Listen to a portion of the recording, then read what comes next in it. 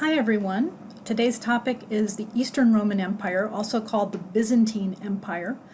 When Constantine built the city of Constantinople in the east, he built it on top of a little city that was called Byzantium. So that's where the word Byzantine comes from. This is the Eastern Roman or Greek-speaking side of the empire. We've talked a good bit about the western side, but not yet about the eastern side, so this is our chance to do that. And to do that, I want to introduce you to a Roman emperor who had a big influence on the development of the Eastern Roman Empire. His name is Diocletian. Diocletian was the emperor who came right before Constantine in the list of emperors. So he is emperor from 1285 to 305 when he abdicated. He stepped down from the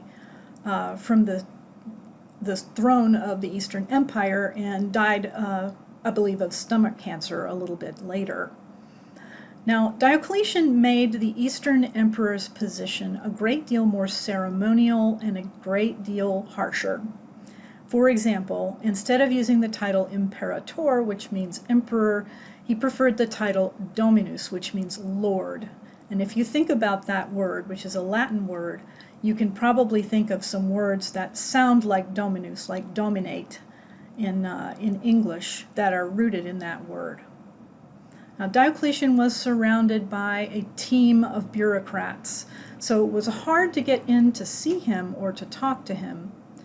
But if you did, you were required to perform what was called adoratio. You were supposed to get down on your face and stay there until he let you back up again. He was a member of the cult of the sun god. The sun god, as you may remember, is the god par excellence in the 3rd century of soldiers and military people. So Diocletian was deeply devoted to this deity. And as such, he was a ruthless persecutor of Christians, patterning his court on the court of the Persian emperor, who was the most opulent and wealthy example that he could possibly have found.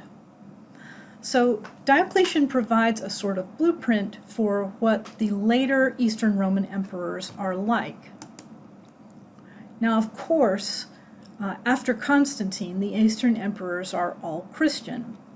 But other than that, they follow the pattern of Diocletian in making their courts rather ceremonial and very, very opulent. Many, many riches, many things covered with gold, very elaborate robes, things like that. The emperor and empress, because they are the heads of the Eastern Roman Church, are often thought of as religious personalities as much as political personalities. And I'll show you just in a minute that if you see portraits of these emperors, they will often have halos as though they're saints. But in the meantime, the emperor has absolute power over his subjects, and each chooses his successor before he dies and crowns him during his lifetime. Now, that last bullet point there, each choosing his successor before he dies, this was a direct attempt to avoid the kind of civil war that was going on at this time in the Western Roman Empire. The emperor that I'm going to talk about today was called Justinian. His dates are there, 527 to 565 CE. He is very famous for himself. He's also famous for having married a very interesting woman by the name of Theodora, we'll talk about in class. And the document that you're going to be reading is an excerpt from a document written by a man named Procopius, The Secret History. I think you will find the reading somewhat interesting. So before we take a break, I want to look at this church, which is the Church of San Vitale in Ravenna, Italy. It was built in the 6th century by workmen working for Justinian. And as you can see, it's an amazing, opulent church. And inside are some mosaics, which are extremely famous. So if you had art history, you've seen these before. If you're seeing them for the first time, these are mosaics. They're made up with little tiny tiles stuck to the wall. And this is a picture of the Emperor Justinian with his supporters and staff members. And if you look at him, first of all, notice the halo. That thing that he is carrying that looks like a brown football is a loaf of bread. That'll make sense in just a minute. As you can see, he has, if you are looking at the picture from the point of view of him, on his left hand he has the church. You can see these guys over here. And this is clearly a portrait of someone called Maximianus.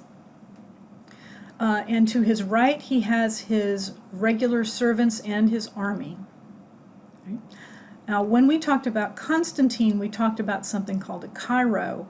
That is what is on this shield right here. So the emperors are still carrying the sort of monogram of Jesus into battle. Here's the corresponding picture for his empress, Theodora, standing with her ladies-in-waiting and her male servants. And she's sort of inside a building. You can kind of see that there's a little bit of architecture surrounding this picture. She's holding a big chalice, a big cup, which is the cup that's used for the communion wine. So together the emperor and empress are carrying the signs of the Eucharist, of Holy Communion. She's got the cup, which contains the blessed wine, and he has the bread. I want you to look a little bit at a portrait of her a little bit more close up. That's better. I want to point out first the halo, just as was on Justinian, in the way the artist has chose to show her as being very, very opulently dressed, covered with pearls, with a very impressive hairdressing and headpiece on her head. Now, the reason that I bring this up is because when we talk about Procopius, I'm going to tell you a few stories about this empress that do not make her sound nearly as normal and opulent as she seems to be in this picture. Okay, let's take a brief break. And then we'll come back to the problem of centralization.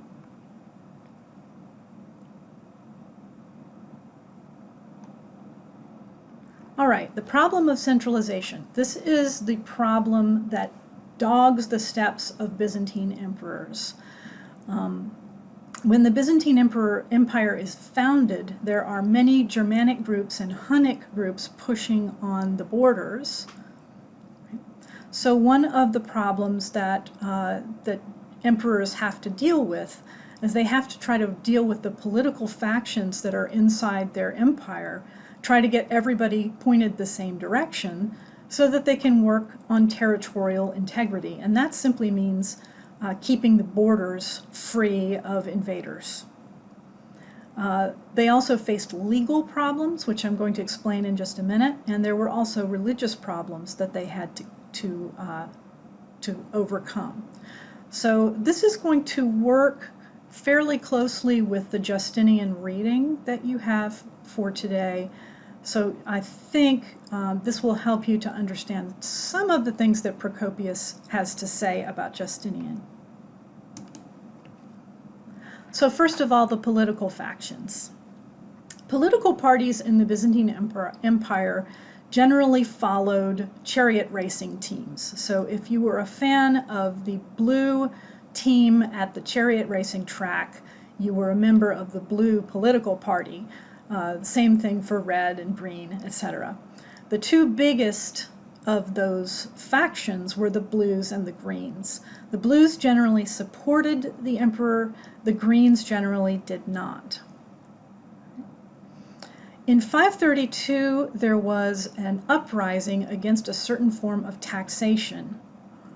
The Green Party attempted to raise a riot and succeeded in the streets of Byzantium, in Constantinople, I mean. These are called the Nika riots, 532, and there's a great story about this moment. So it's 532. Belisarius, who was the head general of Justinian's army, the Empress Theodora and the Emperor Justinian were all, according to legend, in a room together. And Justinian said, we're going to have to flee. There's this terrible riot going on in the streets. They're going to overrun the palace and we could be killed. I want to run. And Theodora is supposed to have said to him, don't be a coward. If we leave this palace, we are never going to come back. And she persuaded him to send Belisarius out with the army to put down the riots. The number that is given in the sources for the number dead is 30,000. So in an effort to keep control over the political factions of this period, Justinian was quite willing, and in the story, Theodora is quite willing to use force. Territorial integrity. This is all about borders. But Justinian also had the desire to attempt to take back the Western Empire. He particularly wanted Rome back. Now, the people who live in the Greek-speaking empire are still referring to themselves at this point as Romans, even though Rome does not belong to the Eastern Empire, and indeed it's not belonging to anything like the Eastern Empire at this time. So he sent Belisarius, his general, out with the army, hoping to regain control of the Western Empire. And Belisarius was generally successful. However, and you can see there on the bullet point that the empire doubled in size during this time.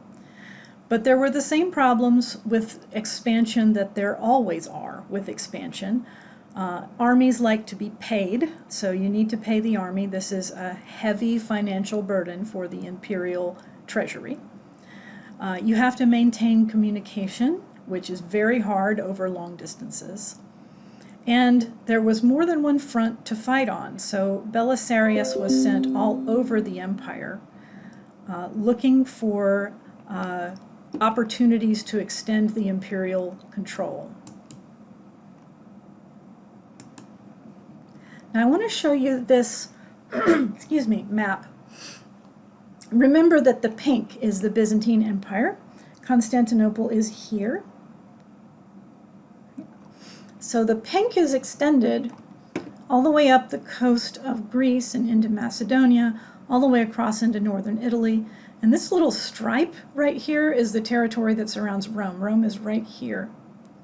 But there were also other expansions that were successful. The Visigoths had settled down in Spain, but as you can see, the Byzantines had taken part of the southern part of Spain. They had the entire coast of Africa, and you can see their other conquests are also mostly territorial on the edges of things, usually by the water, because this was navy action for the most part. So around 600 AD, the Byzantine Empire had a slice of the Western Empire. And unfortunately, that slice was not very long-lived. Okay, I want to talk about legal and religious reform. What was difficult about Roman law at this time was that it had never really been written down.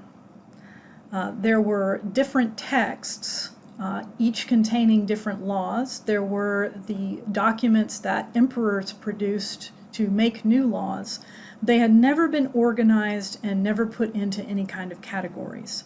So this is arguably the most important thing that Justinian did. He gathered together 10 well-known jurists, people who were lawyers and judges, and asked them to compile all the imperial law into a set of books that could be copied and distributed around the empire.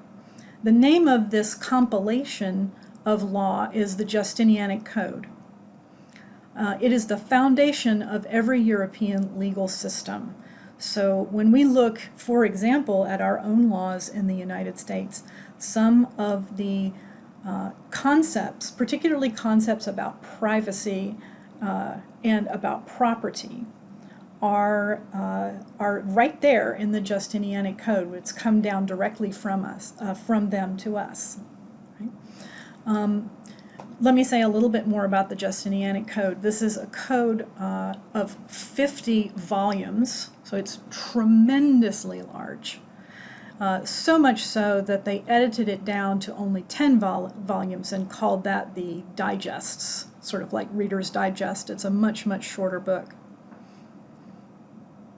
The other thing that Justinian tried to do in order to keep control of his empire was to emphasize his personal holiness. And for him, the best way to do that was to build. He built an enormous church called Hagia Sophia, which was built between 531 and 537, a magnificent building, which is now, it was turned into a mosque in 1453 when the Ottoman Turks overran Constantinople. It is a museum today, though there's been some noises out of Turkey that potentially they could make that church back into a mosque. The other thing that Justinian tried to do in order to control the religious lives of his people was to control very closely the highest officials inside of the Christian church, who are called the patriarchs. So control of the patriarchate, or the group of people who run the Greek church, is very important to Justinian. This is Hagia Sophia. The part of this church which is Justinian's is the main building. The tall 4 towers are minarets. Those were added after the Ottoman Turks invaded Constantinople. This is one of the most famous buildings in the world and one of the oldest. We have very few buildings left from the 6th century, but this one is a notable exception.